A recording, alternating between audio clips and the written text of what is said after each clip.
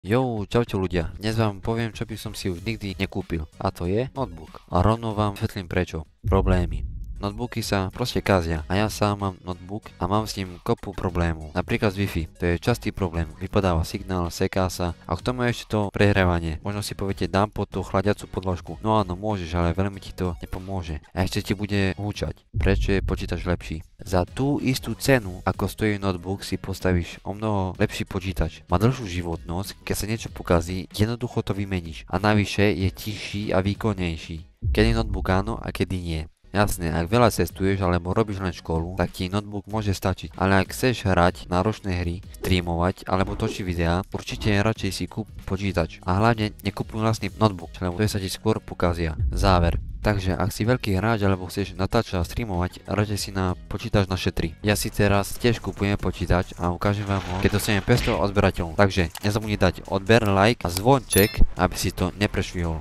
No ak hráš menej náročné hry a cestuješ, tak si zober notebook. Notebook môže byť na také veci, hej. Ale keď chceš hrať hry alebo natáčať, streamovať, alebo ja neviem čo ešte náročnejšie, tá počítač je dobrá voľba. Keď to tak zoberieš, tak keď kúpiš notebook, máš to iba tak na menej náročné hry a na školu. Za trochu menej peňazí, no dajme tomu. Ale keď zoberieš nejaký notebook drahší už, taký výkonnejší, napríklad 900 eur, tak za to môžeš mať skvelý počítač postavený a bude mať a môžeš na tým tiež robiť školu. Viac to tej hry môžeš náročnejšie baviť. Za mňa sa počítač vyplatí, ale keď cestuješ, tak kľudne si kúp notebook. Je to len na tebe. Kúp si to, čo ti vyhovuje. Porozmýšľaj a daj like. Zatiaľ čau.